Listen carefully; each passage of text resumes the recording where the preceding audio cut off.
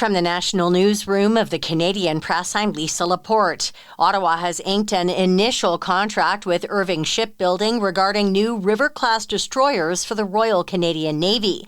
The implementation contract is worth $8 billion for the first 6 years and only covers part of the tab for the first 3 ships that will eventually cost $22.2 billion.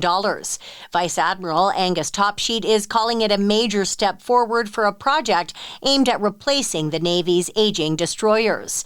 Protesters gathered in front of the U.S. consulate in Montreal today to mark International Women's Day and demonstrate against what they called the American government's attacks on women's rights and Canada's sovereignty.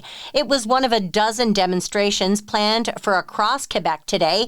American-born Jill Oviatt says she wanted to stand up for Canada and its values. In Canada, where I've been living and my 2 children were born in Canada, I want to protect Canada, not just protect the United States, but protect Canada from what is clearly a power grab in trying to take over this wonderful, beautiful country. Protests were also planned for Ottawa and other cities in Quebec. The Liberal Party will have a new leader and Canadians a new prime minister by the end of the weekend. Mark Carney, Chrystia Freeland, Karina Gould, and Frank Baylis are all in the race to succeed Prime Minister Justin Trudeau. Canadian Press reporter Kyle Duggan says it's not clear exactly when the new leader will take up the role of Prime Minister. It's actually not necessarily clear at this point if Justin Trudeau will step down as Prime Minister the next day or the next day. There may be a bit of a lag time here, and I think the main concern is what happens if Donald Trump does something and you need the Prime Minister who's been dealing with this file for a long time to suddenly react. Trudeau has said he wouldn't stay on once a new leader was chosen, saying he'd expect a transition to happen reasonably quickly.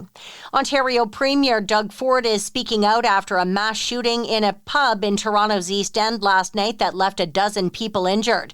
He's calling last night's shooting a brazen act of violence that will not be tolerated. Toronto police say 3 suspects wearing masks walked into the bar and started shooting indiscriminately. And 2 decades after she won the title, Carrie Underwood is returning to American Idol as a judge. The 2005 winner is the first decision maker who was also a contestant. I hope I can bring a different perspective to the show. And I mean, I know what they're going through, and I know what it's like to be standing up there thinking, like, what song am I supposed to be singing? I don't know. And having judges say, that just wasn't the right song for you. And you're like, I don't know what that means. Underwood makes her return on the show's season premiere tomorrow. This is the Canadian Press. In sports, Brady Tkachuk capped a 2-goal effort with the game-winning marker 33 seconds into overtime as the Ottawa Senators beat the New York Rangers 4-3 in NHL action today. In NHL action tonight, the Montreal Canadiens visit Calgary to take on the Flames.